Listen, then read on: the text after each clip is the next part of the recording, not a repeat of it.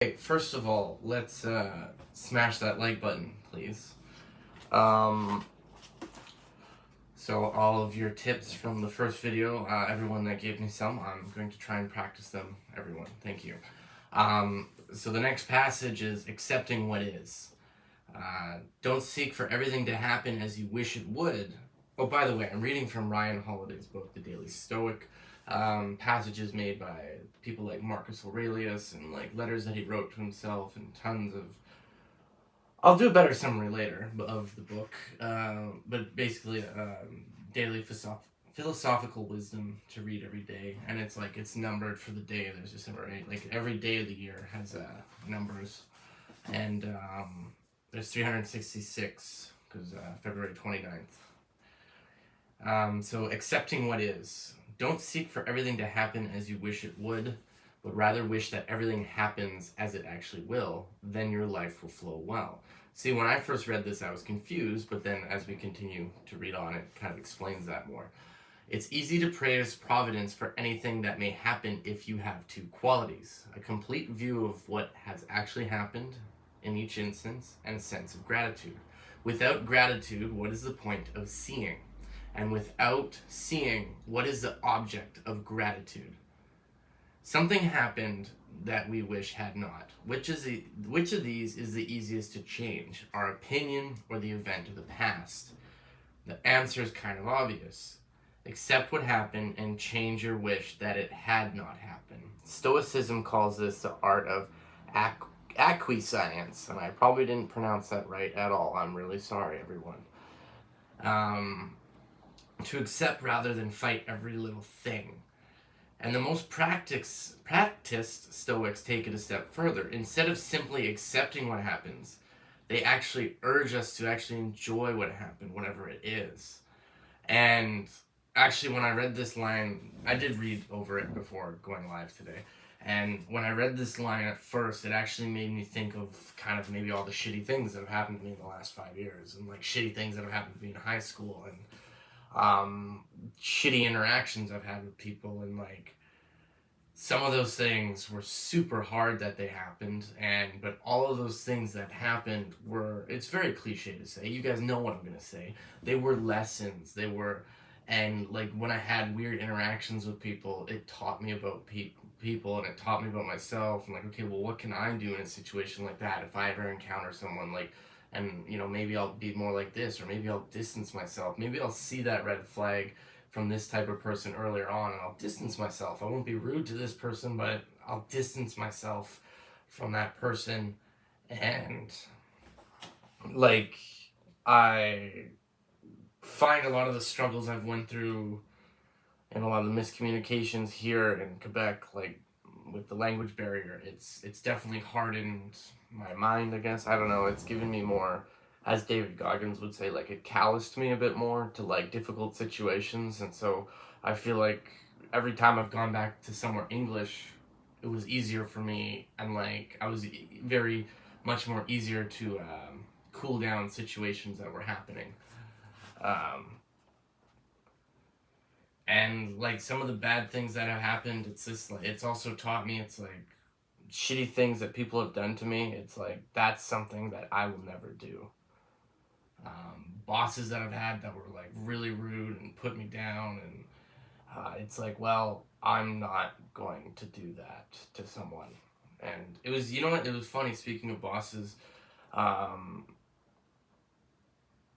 I'll admit this on camera because I don't know who's gonna see it. I had one guy that was my assistant, like one under me in my crew, and he, at the end of the show in a bar, he said, "You know what? You were one of the best bosses I've ever had, like in cinema. Like you're definitely like top 3. You're one of the chillest dudes. You taught me the most."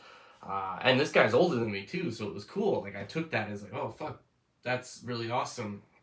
And then it was funny. The next day, a guy that was also my assistant, he like just texted me these big, like months after, like I thought we ended on a good note, and it was like months after we like parted ways, and like we ended on good terms, and he's just like, oh, I just want to work with another crew for now, and if you ever have extra days for your crew, like call me, I'll come work. And it started by me being like, hey dude, like, do you want to come work for me? And this day, I have a commercial here. And he's like, don't ever text me again, and you're an asshole. And he had like this big rant about how I'm this piece of shit that never accepts responsibility. And it's funny because I was actually pretty shocked, and I think I got more upset by it because I feel like these things weren't true. And a lot of, like, I showed these texts to people, and people were like, no, like, dude, like, you do, like, you can be rough with people sometimes, but like, you definitely, like, when you mess up, you take responsibility. And like, they said, like, even if one of your guys messed up, you covered him and you took responsibility for it. So it was like, I don't know, it was just weird. It's just like, I don't know, maybe something's going on with that guy and he's taking it out on me. Maybe he just doesn't like my face. It is what it is. Sorry, I got super off track again. I told people I wouldn't get off track again. Whatever. And okay, so whatever. Okay, they urge us to actually enjoy what happened. So I guess, I don't know, like, with that instance with that dude, it's just like, I guess, like, he pushed himself out of my life, and it's maybe someone that wouldn't have been that great of a friend to me. And it's like, I feel like there's been certain things that have almost pushed me in certain directions in the universe. Like, I felt like the universe kind of pulled me to go to Montreal and stay and work there, even like though the person I moved here for, our relationship didn't work out. And I find that I learned a lot, and I'm really happy I came here. But now I feel like, oh, I sound like such a hippie, but now I feel almost as the universe and certain things that have happened that push me to be like, you know what, I'm going back to Winnipeg for a bit. So, whatever it is. Many centuries later, Nietzsche coined the perfect expression to capture this idea, amor fati, a love of fate. It's not just accepting, it's loving everything that happens. To wish for what has happened to happen is a clever way to avoid disappointment. Because nothing is contrary to your desires, but to actually feel gratitude for what happened, to love it. That's a recipe for happiness and joy. And not to go on another big rant, but I do feel happiness for most of the things that actually, you know what, like, maybe, yeah, everything has taught me something. Every shitty situation, everything has taught me something. It has taught me, like, maybe I need to be more clear with people. Maybe not everyone gets my sarcasm. Like, I worked with a dude that was really rough and extremely sarcastic, and everyone's like, you guys have the same humor. And I'm like, oh my god, is this how I make people feel? Like, Jesus.